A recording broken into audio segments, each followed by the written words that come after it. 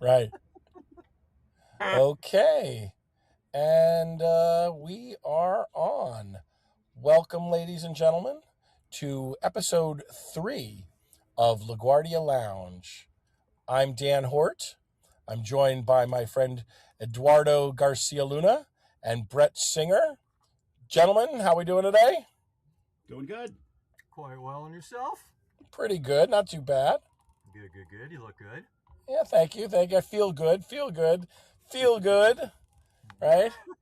Anything exciting happened this week that anybody wants to report? Exciting. I got into City College. I guess that's news. Oh, yeah? Exciting, very exciting. I got into their MFA program. I'm probably still going to go to Sarah Lawrence, but I was going to say, I thought you had already decided on Sarah Lawrence. yeah, but the only one I would reconsider is Hunter because it's really close and it's really cheap and it's a good program. But they haven't. All those schools, though, they all, because of it being in New York, and very much like LaGuardia, they have massive alums. Yes, because people, all of these schools, because whatever, they were city schools, and it didn't matter whether they were prestigious or they were here. So City College, I mean, I think I don't want to. Did Denzel Washington go to City College? I think maybe a lot of famous people came out of there. Sarah Lawrence, certainly Hunter.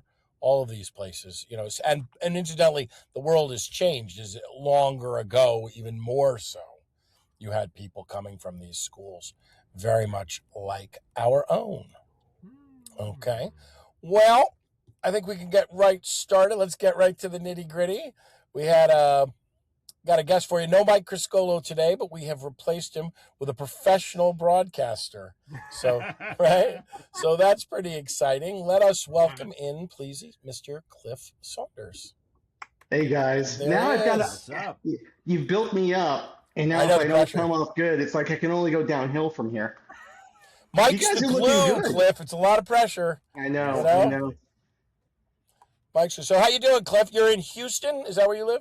Yes, I am in stormy and rainy Houston right now. Yeah, so if you hear any thunder in the background, that is clearly God not happy with Texas for any number of reasons.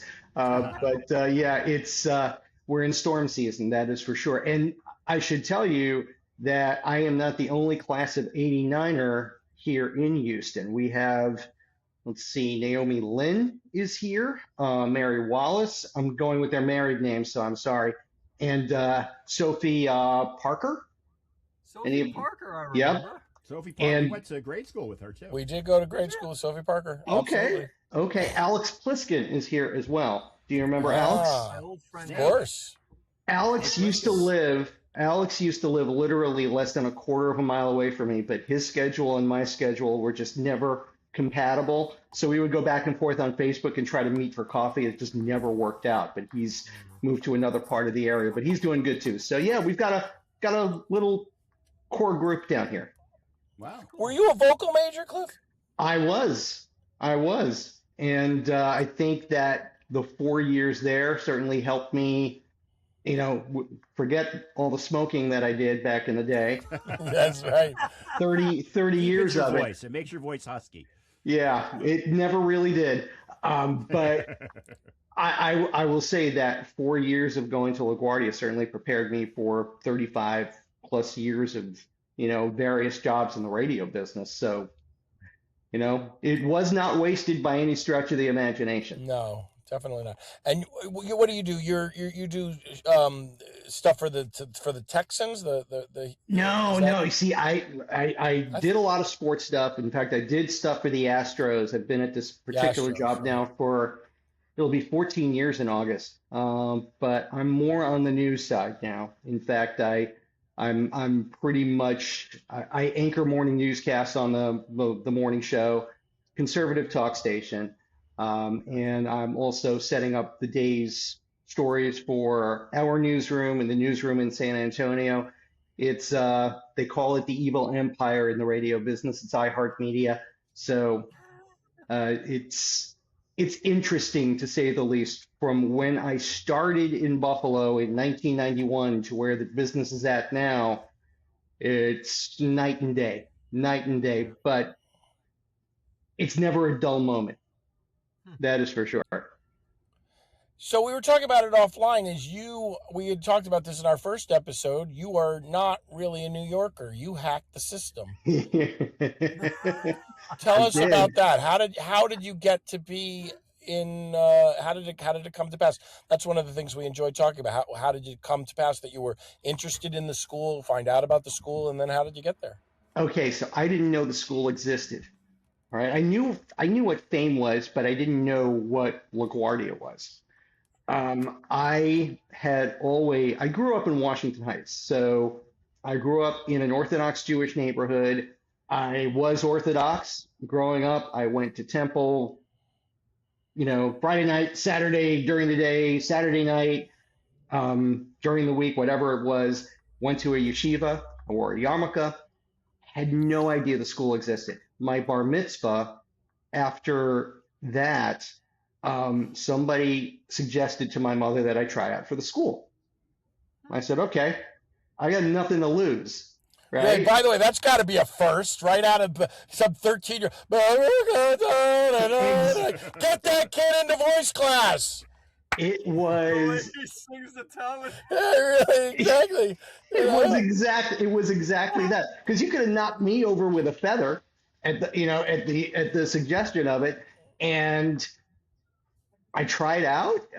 At that point, I was still in the Heights. I tried out, not thinking I was going to get in, but the audition was funny because I'm walking into the audition, and at that point, I'm still wearing a yarmulke. I'm getting looks like, who the F is this guy? And the woman, I don't know what it was. Back in the day, every Jewish woman of that age, 30s and 40s, loved Barry Manilow, right? Loved Barry Manilow. So it was suggested to me that I actually prepare a Barry Manilow song. So I'm doing the Manilow song. What song? Oh God, it was Ships. I'm almost embarrassed. Yeah, Ships. I love that song. It's about his father. It's a beautiful song.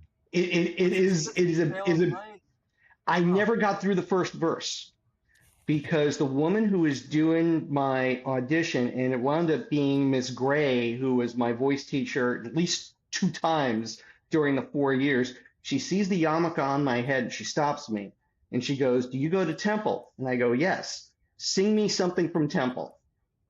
So I just, something very routine, just whipped it out, sang it, didn't think anything of it, left the audition. Okay, they didn't let me do my song, but she wanted to hear this. I don't know where this is going. So weird and kind of a bummer. Yeah. Really? You're thinking, oh. And I was surprised when I got in. And was that it though? So you did the Barry Manilow song. She switched you to something from synagogue, and then it was over. And that was it. That was the entire whole audition. The entire audition. So what was that, like all of 5 minutes? Maybe. Oh, shit. Really? And the drama. Yeah, we were there for hours. Wow. I don't know how I would have done with that, but I mean, literally, go up to this room. You came into the room. It was one-on-one. You sang, you did your thing, and you left. And I was like, okay. Maybe they needed Jewish guys. You filled the quota. I certainly wasn't the only one in our Jewish class. Guys. No, you weren't. You weren't certainly not Jewish, but you weren't even the only one that came from a religious Orthodox background. No, there were a couple of kids there. But you're the only one that made it, though. I think most of them went back to the. It was a culture shock, though. It was because I had never, up until that point, outside of going to like summer camp, I'd never had co-ed classes, and the neighborhood was so isolated, right?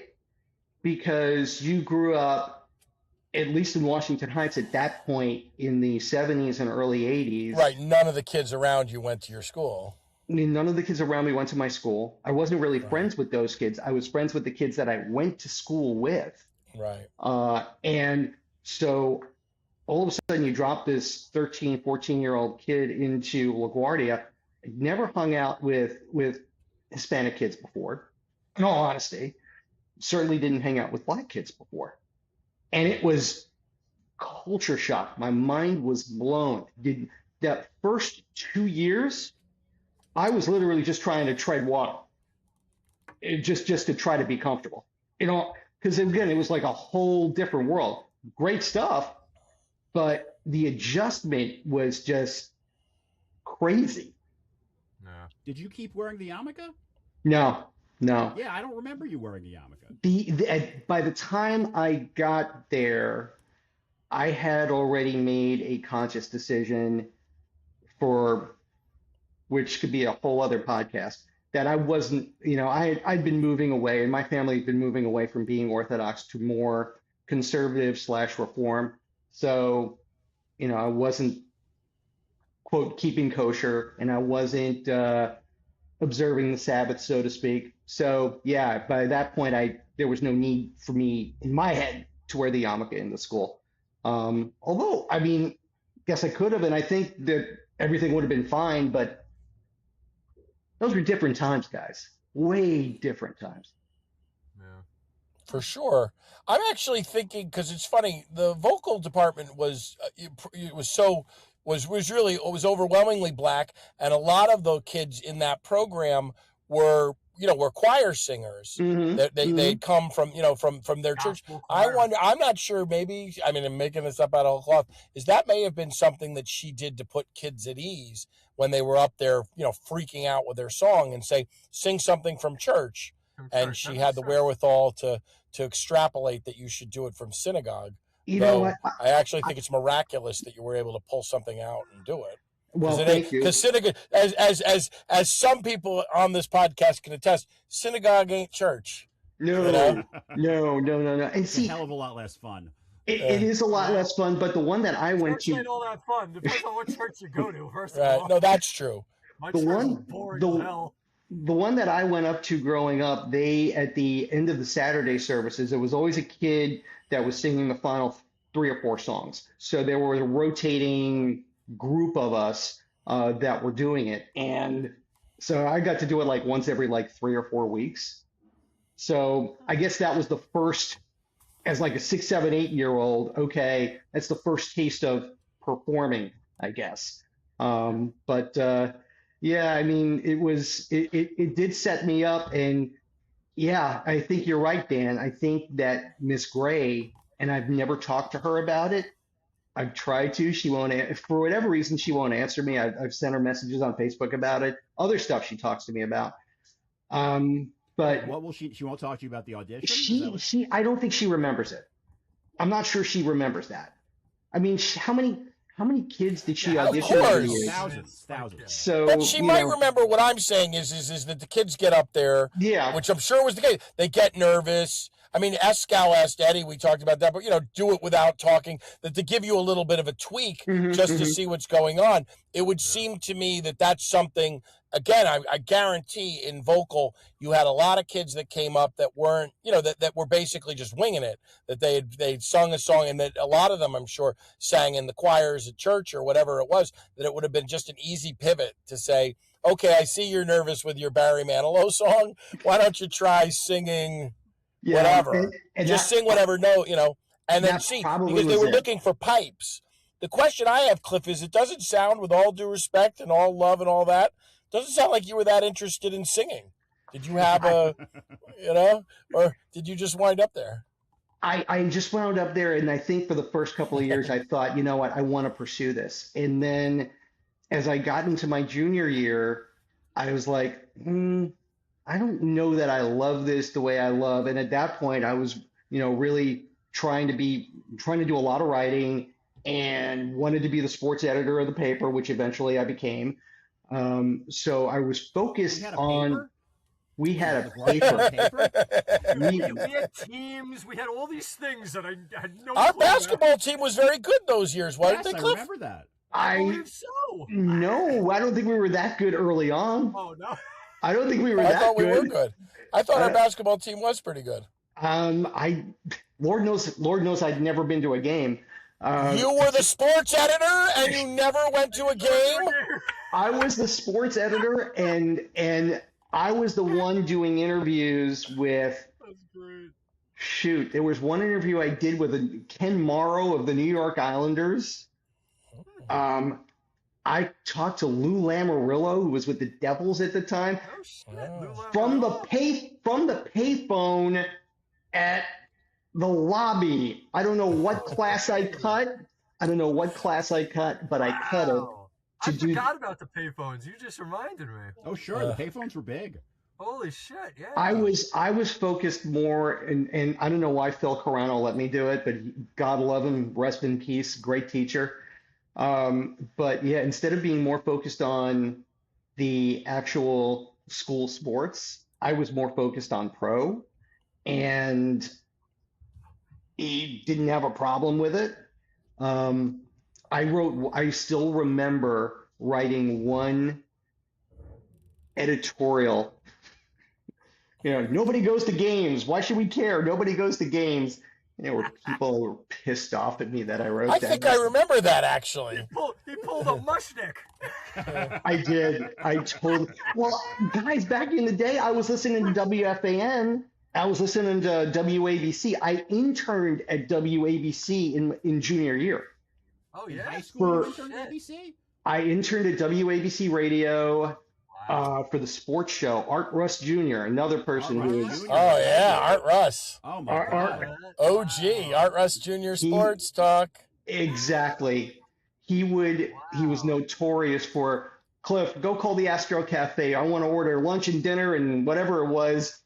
And he'd give me like $5. Damn bill was like 20. And his producer at the time, Steve Malmsberg, who is also still in the business, but more on the political side now, he was always giving me money because I was, 16. I never should have been there. I don't. Do you guys remember an English teacher named Mrs. Needell? Yes. Okay. Her son, Paul, was a sports writer at that point with the New York Daily News. He passed away early, I think, from cancer or something like that.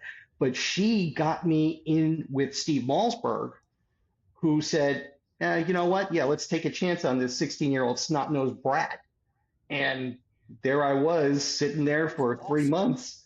You were smart enough to Very network smart. with our teachers. How smart is that? I think it was by accident more than anything else. I wanted somebody to look at the writing that I was doing and tell me what I was doing wrong, because I was so focused in that junior and senior year. I was gonna be maybe not Phil Mushnick, maybe it would have been like Mike Lupica or something like that. But that's what I was really hoping to be.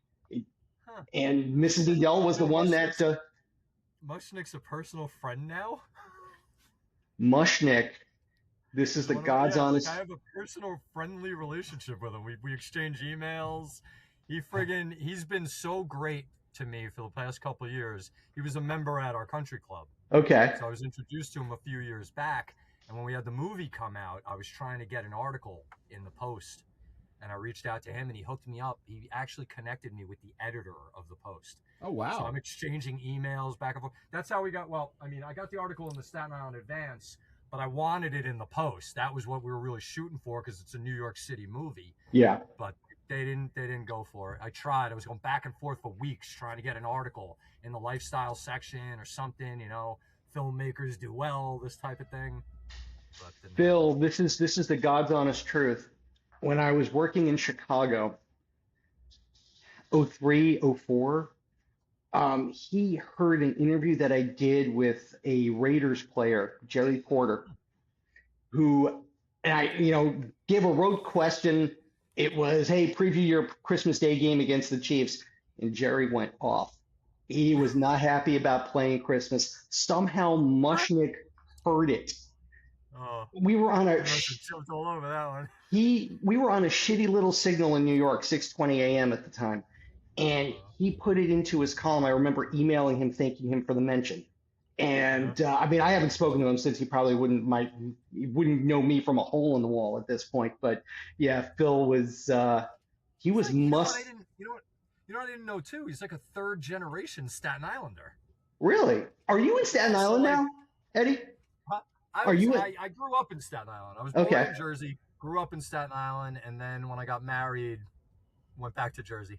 Okay, hey, there's nothing wrong with Jersey. My aunt lives out in Staten Island and has forever. So Oh yeah, whereabouts? Hunter Avenue, Hunter Ave. it's kind of sort of near the boardwalk. I wouldn't know. Oh, okay, South Beach. Yeah, perfect. That's exactly it. Exactly it. Because when did you go to WABC? You just went after school? This is the question I was going to ask. I would leave right after right at 3. I would get over there by like 3:15. I'd book it over there. I'd stay till like 7 or 8, and then go home. I'd start the next day at like 5:30 in the morning. Hey, I was 16 at the time. Who needed sleep? Yeah. Good for And then you man. would I think commute that's all the awesome way that you back did to that. Yonkers? Amazing. I went all the way back. I went all the way back to Yonkers. Of course, my mother, being the Wow. stereotypical Jewish mother that she was, would like always be concerned. Like, okay, make sure you call me when you get to this place, and make sure you call me when you get to that place. In these days, it'd be like, text me. But yeah, there were times. That's when having my dad also living in the Heights still, that paid off, because I could go there a couple of nights a week if I had to, especially if he wasn't there, if he was traveling, which worked out for me on a number of different occasions in senior year. So there's that. Yeah. Whole other story. Well, tell it. Oh no, the Tell other it, let's person, hear it. the other person involved would not. Oh man, I see what you got there. I lost it. I lost my yearbook. I was If just you're- talking to my son yesterday because he's a senior and he didn't order a book. And I'm like, you're Gotta gonna get the regret that. yearbook. He didn't get a yearbook. I'm like, I'm telling you, you're gonna regret it. He's like, I got my phone. I don't need a yearbook. I'm like, okay, all right. Okay, so then if you're looking at the picture, Let's see. okay, if you're looking at the picture, the woman that I'm directly across from, You were right under me. You know that, right? yes, I do. I do remember that. My horrible picture. But that was the woman that I hung out with at my dad's place, Maria Segura. Oh, the one right next to you? Yep. Alright. Hung out. Long story short, she was my first high school girlfriend. Really? Yeah, sophomore And you ended up year. next to her in the yearbook. Yeah, That's amazing. and I know we're gonna bring this up later, the prom story, which is just a clusterfuck of massive proportions. But her dad to this day hates my guts. Just Why? Hates Like, because you're Jewish? no. No, first Well, of all, not no, only because of that. okay. Well, Eddie knows the story. Do you guys remember? Yes, she was a drama major, wasn't she? Yes, drama major. I had a gigantic crush on her. Really? Gigantic. And I I'm asked gonna be her. tasteful because there was something else gigantic about her, as I recall. I That wasn't certain going sheltered there. Jewish boys might have thought was interesting. Oh, Lord. Very much Did she so. graduate? I don't know if she did or Didn't she Mike didn't. have I wish Mike were here. I think Mike had a crush on her too. Mike had a thing. There was Yeah. something. Oh. Something happened. Yeah, Mike. Yeah. Okay, well then, I'm glad he's Memory not. serves. So yes, we remember. Okay, glad Mike's not here then for this story. So I asked her, she said yes, and then there was something that went on with her and her mom, and she like dropped off the face of the earth for like a month and a half. So I had no idea if she was going to the prom or not. So at that point, dumbass over here asks a sophomore who was friends with a lot of us seniors, hey, you want to go? So she said yes. We are online to go on the boat. It's me, this girl, her name is Tanya. I think she's out in California right now. My friend Whitney, Michelle Maring, a couple of others. And all of a sudden, this cab screams up to the boat. Door opens. Gabby gets out of the car and runs over to us. And Whitney, who had like a flask of something in his jacket, was like, do you want this now? And I'm like, no, but I have a feeling I'm going to need it later. We go on the boat. She lays one on me and then looks at me and almost slaps me, but doesn't. And she said, "How could you ask somebody else to go? Didn't you know I was going to come?" Like, no. On top of that, Maria Segura was, who again, I went out with in sophomore year and on and off in senior year. I didn't even know, you wouldn't call it dating, you would call it just messing around, right? I think she wanted me to take her. And to this day, I think I owe her an apology for it. She wound up taking her dad to the prom, staring daggers at me throughout the entire night. And Whitney keeps asking me, "You sure you don't want that hit now?" And I'm like, "I do, but I'm not going to." So, what a success story for a guy coming from a sheltered, no girls in the school to three prom dates. Wait. Oh, there's more. There's more, because my dad was out of town that night and said, "Here, use my place." For some reason, it was me, Gabby, Jen Chaikin, and I don't know who her date was. But we wound up, we'll go to the after party. I wind up back in my dad's place by myself. Like, okay, this could only happen to me. If they had not made Seinfeld, before that, I would have been like the poster child for the Costanza character. Lord of the Idiots, that would have been me. I mean, only this could have only happened to me. I've told this story to my wife, and she's like, "How did you even make it out alive after that?" Because there are conceivably 3 different women who could have wanted to kill you. Gabby for asking her and then like basically saying, "Well, shoot, she's not coming. I'm going to ask somebody else." The other girl for basically, and now I'm the second choice. And then there's Maria over there. She's staring daggers at me. Her dad's staring daggers at me. Wow. Brutal. Have you watched the tape? I have. Oh, you have? Okay. I have. Do you see them? See him there? I have watched the tape, and we're coming off the boat. I'm doing my best to act like everything's cool. And I see Gabby talking to Tanya, and it's like, I'm looking back on it now, and it's like, this can't be good. Literally cannot be good. And remember, Tanya was only 15 at the time, so she couldn't go to the after party. So that was the end of that. And like I said, hung out with Gabby for the rest of the night, and I did not play my cards right that day, gentlemen. So what do you attribute your ladies' man-ness to? I'm going with hair. I'm going with the hair. I think you had I remember you having a healthy head of hair. I had a healthy head of hair. I had a coif. I miss it so much. Eddie, you don't know how lucky you are, Eddie. You don't know. I mean, don't shine him on. Don't shine him on too much.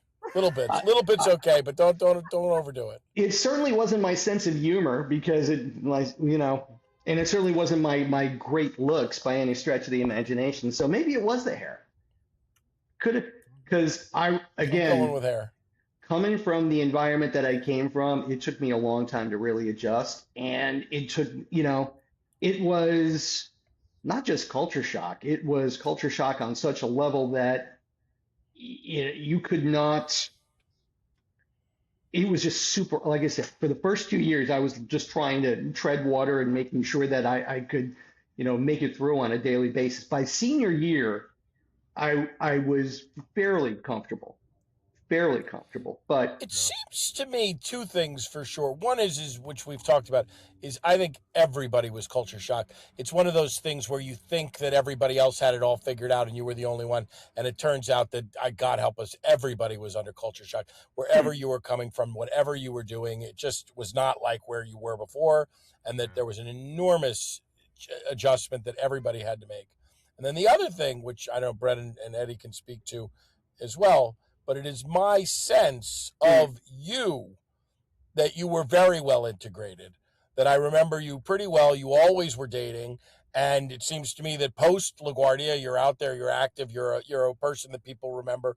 That somewhere in between all of that, you were a fixture of the class, is my recollection. You know, I appreciate that. I tried to stay in touch. You know, unfortunately, there were a few of us that did that were at my wedding. Sam Mullally was at my wedding. Zoe was at my wedding. Whitney was at my wedding. But Whitney lives in Brooklyn, and he's just he never really kept in touch, which is a shame. What's Whitney's last name? McNamara, tall guy. McNamara. Yeah. Tall, skinny guy, sounds right? familiar, but I can't picture him. Tall, skinny guy. He was the guy that got my first time I got stoned. Whitney. First time I got stoned was with John Sferrazza. Okay. Remember Johnny Sferrazza? I do not. No? No. He was in my Italian class with me. We had, what was his name? I think he was a doctor, the Italian teacher we had. He used to make this weird sound all the time. Oh, man. Okay, now I remember that, but I do not remember the name. I do not remember the name at all. Something with an L, but it's not coming to me. Yeah, Whitney lives in... One day, we're in class, he's like, hey, I got some chocolate tie. I'm like, what is that? I have no idea what that is. First time I got high, we were in junior high, before high school. Yeah, well, a friend of yours, and I can't remember his name. John. Yes, it was John. You're right. It's from summer camp. Yes. It'll come to me in a second. We went to see Buckaroo Banzai. Correct. Buckaroo Banzai. I had already gotten high a couple times before that. Oh, Whitney McNamara. Yeah, okay, now I remember him. He was the hookup. He had the good stuff. Show the picture. I can't see. Show me the picture. Oh, you want to see Whitney? Yeah, because maybe I'll write. It's not jumping out at me at all. Yeah, this guy right here. Yeah. Is your hand on top of it, or that guy? Oh yeah. Yeah, I remember that guy. There you go. Part of it, of course, is we talk about this also, is that for a good long time after school, after we graduated from high school and really even to college, there was no social media. No. There's to this Zoe point. Did her thing though. Zoe did her parties. Yes. Which I resisted for a while, and then I gave in. How could you not give in? I mean, if I had lived there, I definitely would have done it. Super aggressive. She gave me shit. I was like, nah, I don't think I'm going to be able to go. She's like, well, you must not be a good businessman. And I'm like, okay.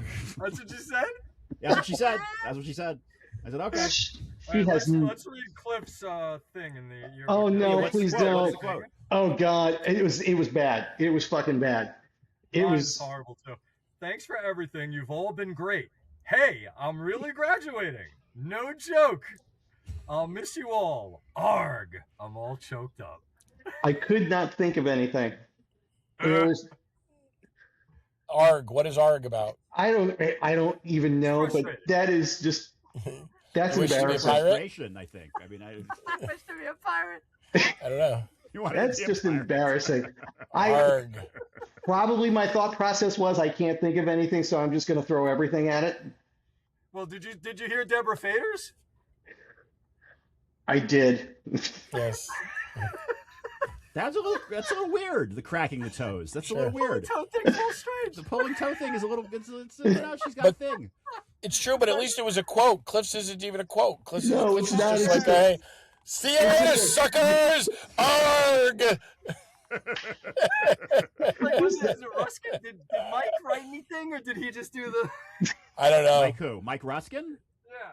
I remember Mike Ruskin's quote: "Going to leave this broke down palace on my hands and knees. I will row, row, row." You're right. I remember. I don't know why I remember that so vividly, but I remember it very clearly. There were a couple people who didn't write anything. Like, do you guys all have your yearbooks, by the way?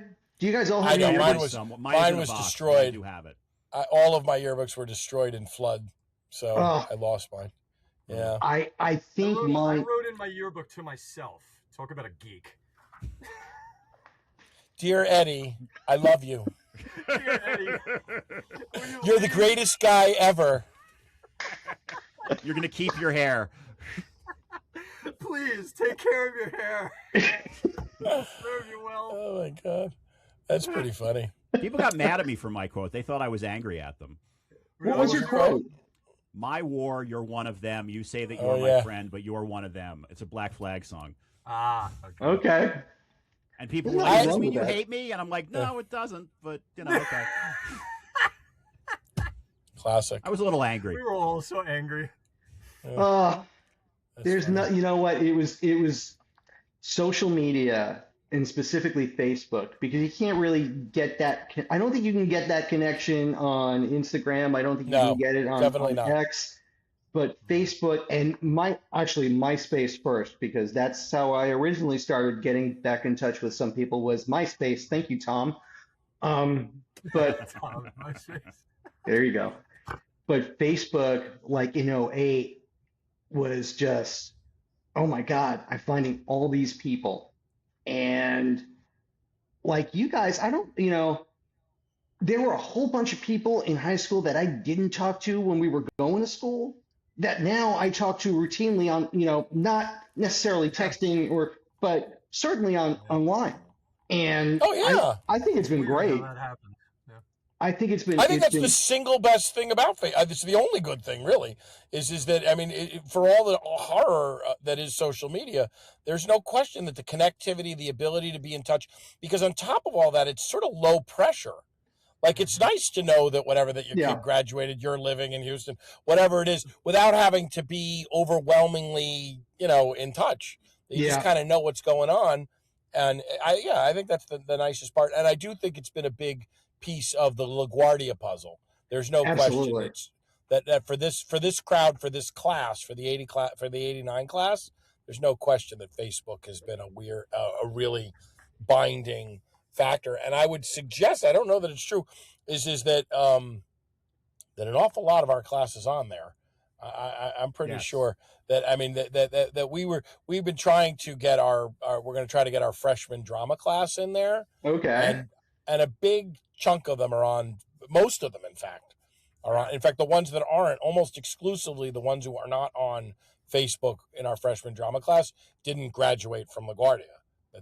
So who knows where, You guys brought up Zoe. Were formed. You guys brought up Zoe before. I think she also was a really big force in Facebook as well, because she started the group and she really kept that going. She was always, very much into keeping us in touch with each other, which is great.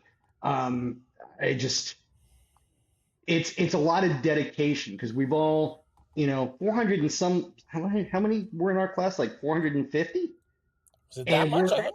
I think so. Remember, we had Avery Fisher Hall for graduation. It was definitely 3 and change. If not, I thought it was under 4, but over 3. I thought it was like 395, but I don't know. But still, the fact that you can, we have, I'm sure if you look at the Facebook group and see how many people are in it, there's probably a good at least 200 plus. Yeah, I'm saying. Absolutely. And it's, in dealing with what I deal with on a daily basis with all the vitriol that's out there, it's nice to be able to go onto Facebook at like the end of the day or whatever it is and click on, okay, see whose birthday is it. Oh, wait, her birthday or his birthday. Okay. Just a nice break from all the utter shit that is out there. And I mean, granted, the shit is my line of work, and I'm into it, for lack of a better term.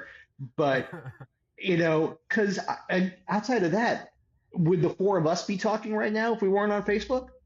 Right. In all honesty, probably not. Yeah. Probably not. I was telling the guys, I was trying to remember if I ever even had a conversation with you in high school. I don't know, because I don't think our paths really crossed all that much. I don't think. Sure enough, afterwards on social media, we connect and boom, boom, boom, boom, boom. It's weird. It's a great point, because I don't think you and I don't think either any of us really. I mean, we probably had classes together, and I remember you. I absolutely remember talking. Yeah, I remember not extensively, but I definitely remember you. But I don't remember ever hanging out with him or talking to him or anything like that. I just knew of him, I thought, actually, because it goes to show, because I actually, for a minute there, we were a little confused. We couldn't remember what your major was. Yeah. And I actually was thinking that you might have been a drama major. No, because God. Yeah, I would have loved to have been. Yeah, I know, that was the fun department. But again, as I said before, my recollection is that you were, that you were omnipresent, as were we. That in the scheme of people that you say, oh, he was there, that you would definitely be on that list of people that were like, we're at parties, we're at events, we're at things. That's my recollection, at any rate, that you were there. I tried to for sure. And like last 2 years of high school, I also did a lot of working. I did if anybody ever went to Yonkers, there was a big Nathan's Famous in Yonkers. That was my first ever job. I went to that. You worked at that Nathan's in high school? I worked at that Nathan's for like 7 or 8 months. That was I will never forget. Because Brett and I used to go there and play video games all the time. That was a kick-ass arcade. We used to go there not all the time, but we went there. But from the time we were like, 8. As soon as I had a driver's license, I mean, obviously that. But once I had a driver's license, we went and we would go. Yeah, that was going. First ever paycheck was there, and then gone now. Strip mall further up, there was a place called Passport Foods, and I don't even remember how I started working there. It was a couple of kids who were like over at Roosevelt High School. I think that's how I got in there. I still talk to some of them. Passport Futon? No, Passport Foods. Oh, I don't know. A lot of the was that by the Oakley Car Wash? That was by Burlington Coat Factory. Yeah, that's sort of where Movie Land was. Yes, a little further up on Movie Land. Right. So, and I can remember working there one day, and I don't remember. I think she was an art major. Mercedes Armias. Does that name ring a bell? Yes. There goes Eddie for the yearbook. What's the last name start with? Armias. Armillas. I'm working at the register, one of the registers, and I look up and there she is. And she was always very, very quiet and very, very quiet in school. She was very, very quiet then too. She was like stunned to see me. So, I mean, we got them to Westchester. Boy, man, you really were working like a dog. It's tough. Oh, my mom and dad. Yep. That was her. That was her. I think, like I said, I think she was an art major. Junior year, I can remember coming home from summer camp. My dad took me in his car. You're going to get a job today. What? I don't want to get a job. I want to be able to have my weekends, like I have for the first 2 years. No, you're going to work. So I would go out, and I would try to go out as much as I could on a Friday night and Saturday night, but I was dead to the world on Sunday before I had to go to work. And in the senior year, I was working 4 days a week at Passport Foods. I was doing Saturdays, Sundays, and I would do at least 2 nights for like 4 hours at a time. And you were interning at no, it wasn't the band then. The internship was in the first half of junior year. So I was done with that by then. So, because the internship only lasted until like Christmas. Right. Brett and I had a TV show. That was our after school job. Well, I had other jobs. I worked at HIP. I did a couple telemarketing jobs. That was the one, Street Scene. I went in for a telemarketing job, and they said, you're too young to work the teen party line. You had to be 18 to work the teen party line. But they said, we're doing a TV show. Do you want to try out for that? And I said, well, I usually work with somebody else. Can I bring him in? And they were like, sure. What did we get? 25 a show or something? Yeah, it was pretty good pay, actually. It was actually reasonably. It was 25 a show, and we did 3 shows a week, so it was not bad. Not bad. And and was everywhere. We were on right before Robin Bird, because guys, absolutely on Channel J. They were right before Robin Bird, and because you guys know this, at $4.95 a minute, you could talk all night. It's only a couple $100 an hour. Oh my God. Telemarketing was the absolute worst ever job that I ever had. I had that 1 year in college. What did you telemarket? What did you sell? Magazines. Just what everybody needs. Back when magazines were so many telemarketing jobs over the years. I did Lipton soup surveys. Do you like your soup with chicken pieces or without chicken pieces? Wow. I mean, you want to kill yourself by hour 2. I mean, it's horrible. It's just the worst. Finally, I had that job in college. I did my college fundraising. I did that for 4 years. I became a supervisor. I actually made really good money. I mean, for what it was. I mean, really good money, $12 an hour. But I still remember. If I don't have to live on it, it was pretty good. Thank God I didn't have to live on it, but I can remember going, and there was, it was sophomore year of college, and then all of a sudden it was this one girl and I from the college radio station. We both had the same job, and we literally had the same schedule. Walk into the building, and all of a sudden the office is closed, the desks are all gone. It's like, did we work for just some fly-by-night illegal telemarketing scheme? Probably. Oh, I had one where they paid us in cash, but they made us sign a check, and I never understood what that was about. But it's definitely not above board. Like, they would give you a check, you had to sign the back, and they would hand you cash. And I was like, I can deal with this for a little while, but I don't know. This is a little sketchy. The IRS is still looking for you, I hear. Exactly. Don't give them any ideas. Don't give them any ideas. Yes, well. I also once worked at a Blockbuster Video. Look at you. Oh, wow. So, yeah, I hated that job. Oh, God. The supervisor was such I thought I was a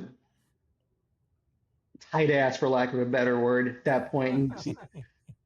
And this guy was just busting chops left and right. And at that point, I literally just made it's the only job I've ever done this with. I made the conscious decision that, you know what? I'm just not showing up. Don't care. And it took 2 weeks for them to figure out that, I don't think this guy's coming back. The worst part about working at the Blockbuster was nobody ever rewound. Literally. Nobody. And you have to sit there and waste a half an hour at the end of every shift rewinding these fucking tapes. Just wanted to blow your brains out. It was the beginning of the end of kindness, right? Yes, exactly. The end of kind, kindness. rewind. Oh, God. I don't know what was worse, the be kind rewind thing or the people who just didn't rewind, because they were both equally as annoying. Wow. Now, I want to point out that none of these jobs exist anymore. No, none of them. All of these jobs are gone. Telemarketing is You still sort of a thing. That's still a little bit of a thing, but it's harder to get into. It's hard to get into? In the 80s, there were ads in the Village Voice for the same telemarketing companies every week. You would walk in, they're like speak a sentence, great, you're hired. It was because then there was huge turnover. They just kept turning people over. It was easy. When my daughter was looking for a part-time job, I was like, go get a telemarketing job. She's like, Dad, it's not 1985. Like, you don't understand. It's not that easy. Not that easy. How could it be hard? It's like nobody wants the job. Nobody buys anything. Yeah, totally. Could I interest you in a get-rich-quick idea? Wow. So tell us where you're at now. Married? What's going on? Married. It'll be 25 years in November. 25. Wow. She's in the other room right now, taking care of the dog who's been trying to get in for the last hour. Yeah, we didn't have kids, which will always be the biggest regret, right? But we have our little guy who is basically a child. When you move around as frequently as we did, because when we got married, we were living in Chicago. I was in Chicago for 4 years. Then the volatility of the radio business moved to Milwaukee, which is, again, a city that I never thought I would see, but nice. I will never rip that city. It's really, actually very, very nice. But that only lasted a few years. Home of the Fonz. There is a statue of him there. Really? Yes. I'm not sure that's cool. The Milwaukeeans love it. Trust me, they love it. It's a big selling point for tourism. That is for sure. St. Louis, if I never see St. Louis again. It's almost again, as good as Madison Square Garden or Radio City Music Hall. Right? Almost. Almost, right. Wait, what's that about St. Louis? You don't like If I never see that city again, it'll be too soon. Really? Why? Just, okay. A lot of these Midwestern cities are very proprietary. So in Chicago, when you lived there, it was big enough that, okay, you're not from Chicago, that's cool. In Milwaukee, when you lived there, it was okay, are you going to stick around or are you going to go somewhere else? And if you manage to stay there for 6 months, you were like grandfathered in. You were one of theirs. We get to St. Louis and we get to this function for the radio station I was at the time, and I'm being introduced to people and they're asking me, what high school did you go to? So of course I say LaGuardia. And they're looking at me as if I have 6 heads. Well, it's a click thing. So if you gave the right answer, if you went to one of the cool schools around there, you were in. If you didn't, it was like, okay, who is this person? So it's high school all over again. It very, very much so. So I always say that St. Louis was the city that we got there like '09. So the economy was kind of like at the rock bottom before it started coming back a little bit. And St. Louis was the city I thought that the economic rebuild of America sort of forgot because it never really got any better. And so, yeah, I mean, we were only there for 2.5 years. The fact that we've been in Texas this long, 14 years now, I would never have predicted it, but unless we're moving back to New York for family reasons, this is where we're at. So we'll take the odd hurricane, we'll take stormy days like today, and we're fine with it. The humidity sucks. Eddie, your hair would not like it here. No. Texas is the home of all these wannabe Democrats, right? Beto, and now what's this guy? I like this guy, the kid. What's his name? James Tallarico. Well, that's the guy. That's the guy. It's going to be interesting because we've got a runoff coming up at the end of May. I'm fortunate that I've gotten to know the senior senator from Texas over the years, John Cornyn. I don't talk politics with him. He likes to talk baseball. So we purely have he heard me doing Astros pre and post one weekend while he was at home. And he sends me a message on what was then Twitter, now X. Hey, are you the same guy that's, you're doing news during the week and the Astros on the weekend? Well, at that point, that's exactly what I was doing. So that's how we started talking. So. So have you done radio like since graduating college? That's all you've done? I have done radio since 1991, with the exception of 9 months that I was out of work in 08, 09. That is it. Wow, good for you. Thank you. And the on-air, you've been an on-air talent that whole time, yeah? Different positions, in all honesty. I didn't start out as an on-air talent, and I was trying to move more with this job. I was, over the last couple of years, I'd been trying to move more off-air to be more in a managerial role, so to speak. But the turnover is, and like, radio was, when we were growing up, it's like, oh my God, such a cool thing to do. And then you get into it in the early to mid 90s and it starts working out that way. And then slowly you see more corporate, and slowly it becomes more corporate, do more with less. So now I was telling Dan before we started, my hours are vampire hours. I'm literally walking in my office at 1:30 in the morning. I'm getting, you guys are going to sleep. I'm waking up. Yeah, exactly. So I'm getting the Houston newsroom ready. I'm getting our newsroom in San Antonio ready because I'm helping them out as well. Now, because we've moved on from the morning anchor that we had for God knows how many years, I'm also anchoring casts besides writing them and getting everything set. And now on top of that, okay, do the assignments for all the other reporters that we have. So it's literally from 1:30 in the morning until about 9:15. I'm just constantly going. And I part of me likes that environment because it doesn't give me a chance to, get too bored with everything. But it's not the business. It's not the business that I got into. And it's not like when you sit in there and you're listening to Howard Stern, and I think we probably all listened to Howard back in the day.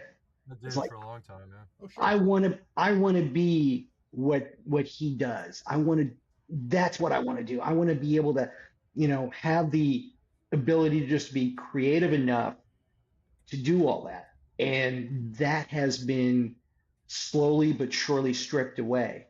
So, I mean, look, I love my job. I, but if I knew now what I didn't, if I knew then rather what I know now, I probably would have stuck out to do more writing, in all honesty, because writing, I mean, you've got so many different avenues now between Substack and all these other websites that are out there. That's and Substack, podcasting, that's where the creativity is. And that's where you can really just put yourself out there more so than in structured media. And here we go, all being serious all of a sudden, and I didn't mean to do that. Well, it's interesting I because find it very interesting. Absolutely, we talk about it all the time, and it's we're Gen X, and the Gen X is the crossover generation that we were analog for half of our lives and will be digital for half of our lives. So, I mean, I know exactly. I was talking the other day when we were kids, the Yankees. There were games that they were not televised; they were just on the radio. That was it, and I used to listen to them on the radio. And that was that. You'd sit under, under the covers. Your parents would be like, "What are you doing?" Yeah, the radio. You would listen to the radio under the covers.